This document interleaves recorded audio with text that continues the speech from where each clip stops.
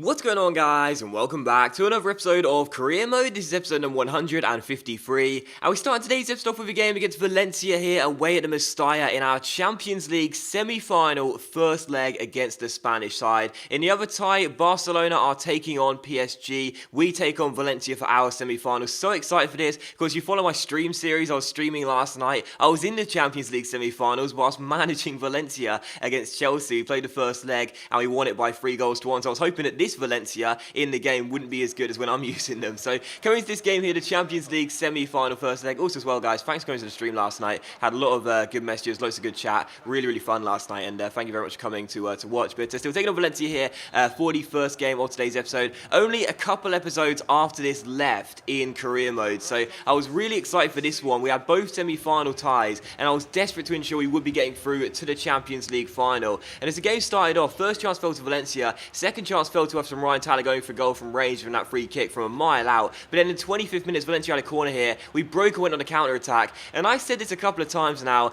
I'm loving this 4-2-4 because of the way we break. Our front four, Morata, Lewandowski, El Shaarawy in his first start since injury, and Ryan Tyler as well. They all just bomb forward, and that's exactly what I'm for this goal. Every single player in that front four, plus Verratti, I think, came forward for this. A really awesome run by all of our players, getting forward, trying to get on the end of the ball, and eventually it came to Alvaro Morata, who got his 6th goal in the Champions League and made it Valencia 0, Milan 1. So 1-0 to Milan at the break. Wasn't the best of first halves, in all honesty. It was pretty uneventful. Other than the goal that was scored, the two chances that came to both sides were sort of half chances, really, not the best of attempts. But either way, 9 minutes after the restart, we would see one of the best attempts and one of the best goals of the season as well. Stefan El Shaarawy, starting for the first time since his injury, scores an absolutely lovely goal. Cuts in from the left-hand side, then a quick little roulette to beat the last man, and a great finish in off the far post. And you guys know I never really like to start players when they've got a plaster next to their name when they're coming back from injury, but I thought with El Shaarawy, this 4-2-4 for me is way too important. I have a lot of success with it. I really like the way it plays. I want to start El Shaarawy on the wing despite him not being fully fit. I did so. Fortune favours the brave. You heard me say it last night in stream, and I'll say it again. I played El Shaarawy. I risked him being out for the rest of the season, picking up another knock, but instead he comes good with the goal and makes it Valencia 0, Milan 2. Valencia would get themselves back in the game here in the 81st minute. A former Watford player, Joe Davis, the centre-back, went on a run, cut the ball across to Faguli, and Faguli's finish went past Djokovic, who was out of position by his goal, and Rugani was covering on the line, couldn't get the ball off it. So a nice little cutback by Joe Davis there. Great awareness by the centre-back, playing like a playmaker, and a really good finish by Faguli as well, past Djokovic, who was out of his goal, and past Rugani, who was coming back on the line. So 2-1, Valencia back in the game and back in the tie. But in the 84th minute, we could have made it 3-1 and probably sealed the tie as well. Lewandowski was played forward here and went for goal, but Matty Ryan made a great save for the whole of Australia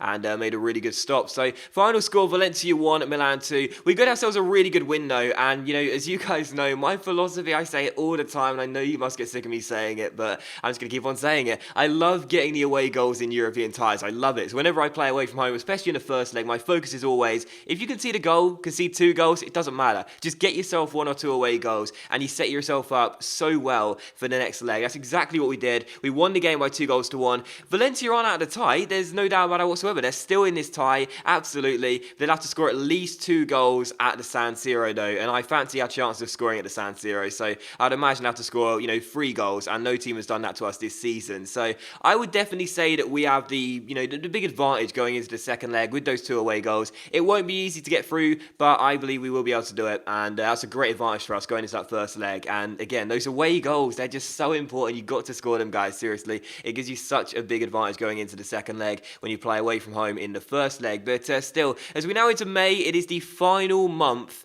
for competitive football with the club, and this is the penultimate squad report of this series as well. So in the words of Martin Tyler, watch it, drink it in. This is the penultimate squad report you will see. Of course, the last one will come at the end of this series, which will be coming very soon. Look at the league table as well. 4 games to go. We are still top with 10 points clear of Napoli right now, who are in 2nd place.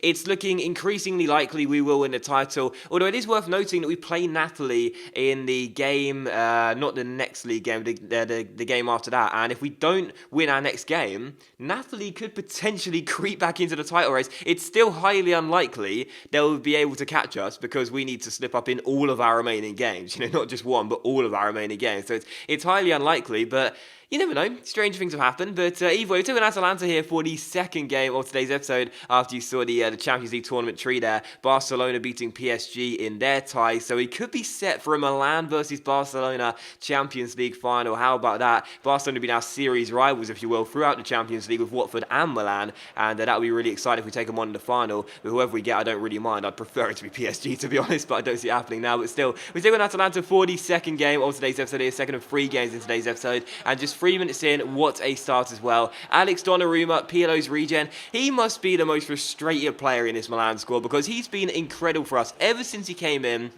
At the start of last season, Pirlo's regen has been one of our most underrated players in this Milan squad, but he's been dropped due to Lucas Touro signing, and he's now on the bench and doesn't play as much. It's not due to good form, it's just because Lucas Touro is the better overall player, and of course Verratti came to Jan transfer window as well, which basically meant that any chance of him starting any more games were going to be quite slim, but he's still a really good player, both on the offensive end and the defensive end, a really versatile midfielder, and he does open a scoring here and make it Atalanta 0, Milan 1. That's his 3rd goal of the season as well. His first 2, if you remember at the start of the season, were absolutely beautiful. That one a little bit simpler, but either way, they all count, and it is 1-0 to Milan. Loftus-Cheek almost scored again here in the 24th minute, but it was still just 1-0 as things stood. And then he went for goal from range here in the 25th minute, or 27th minute, I should say, a couple minutes later. It was a great save of the goalkeeper, though, and turned behind for a corner. So still 1-0 to Milan, but we dominated in the first half, though. We showed why we're champions and why we're top of the table as well. And had we won this game as well, we would definitely be guaranteed to win the trophy with 3 games to go. But sadly for us, in the 80th minute,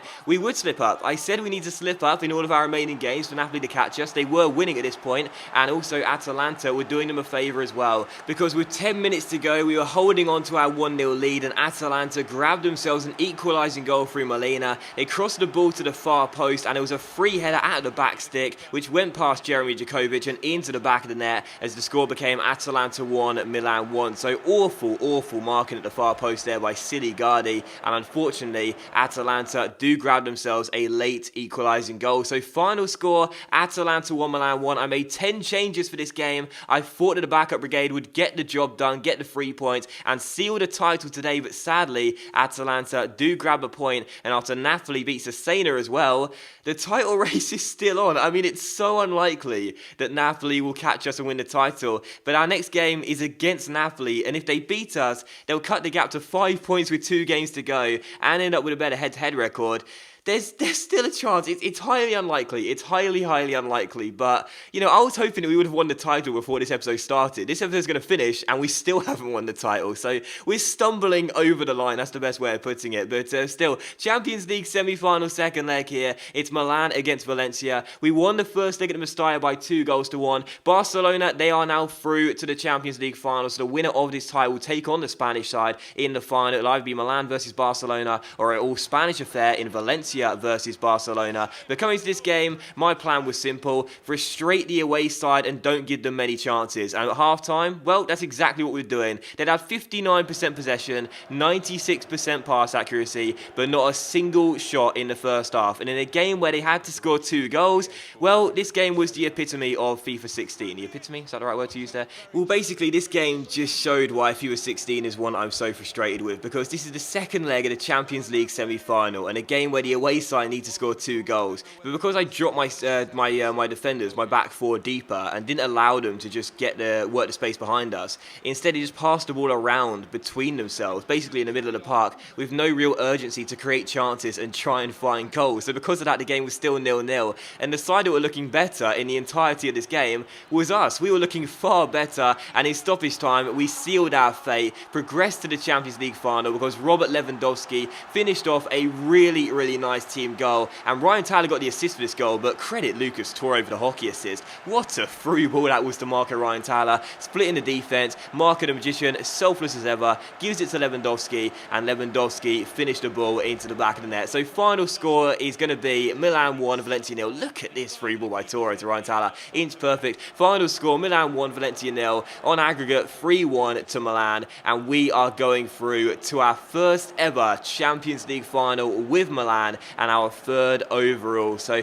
delighted with that, but for Valencia, their players must have been so frustrated because clearly Gary Neville forgot to tell his side to take shots in this game. We won it by a goal to nil. We won on aggregate by 3 goals to 1. We celebrated like the goal that we'd won the Champions League final. We were going through anyway, but that goal confirmed it. That sealed it, and we are indeed through to our first ever Champions League finals. We spent over £250 million on new players, assembling this Milan side and bringing them back to their old glory days, where we were using the classic kits and we performed like an old Milan side would. A really strong showing, and for Valencia, 0 shots in the entire game, in a game where they had to score 2 goals, otherwise they would go out.